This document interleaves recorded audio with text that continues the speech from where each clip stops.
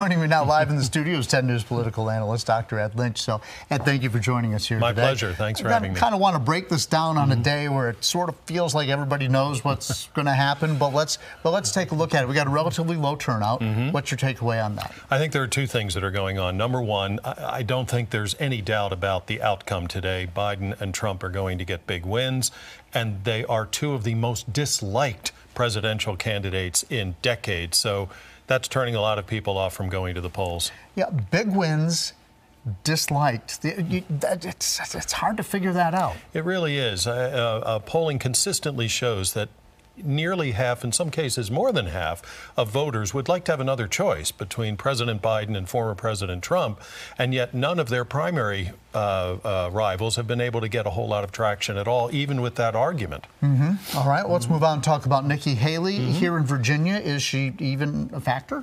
Well, we'll know very soon, because and Virginia and Vermont might be very indicative of whether or not she's got any path forward, because here and in Vermont, Democrats and independents can vote in the Republican primary. So, and she's done well among independents and has even brought some Democrats over.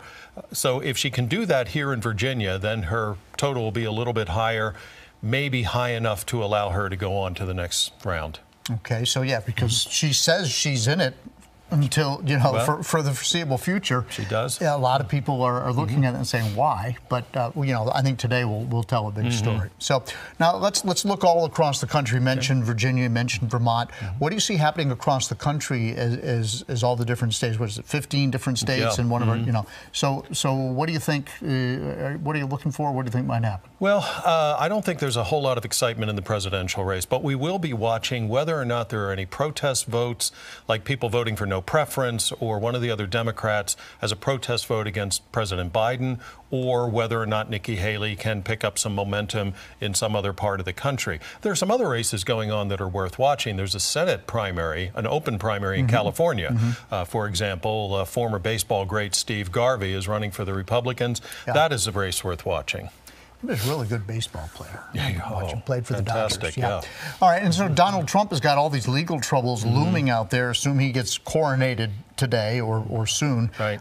Could the legal troubles really cause him any problems? Seems like every time they throw another lawsuit at him, his popularity goes up with his base. Yeah, I agree, and that's been happening consistently. I saw a column today headlined Democratic persecution is boosting Trump more than Trump. And I think there's a good deal of truth to that. If he is convicted of a federal crime, then I think that will finally slow his momentum, even with some of his very faithful voters.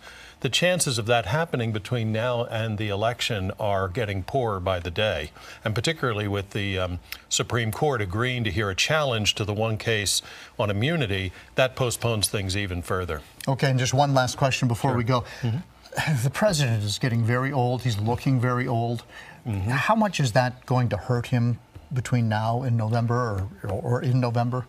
Well, you know, as a lot of people have been saying, the economy might improve between now and November. The national situation might improve. But one thing that's not going to happen is Joe Biden's not going to get any younger between now and November. And everyone who has a concern about his age in March is going to have that same concern or worse in November. And I think it'll be a major factor in this fall's election.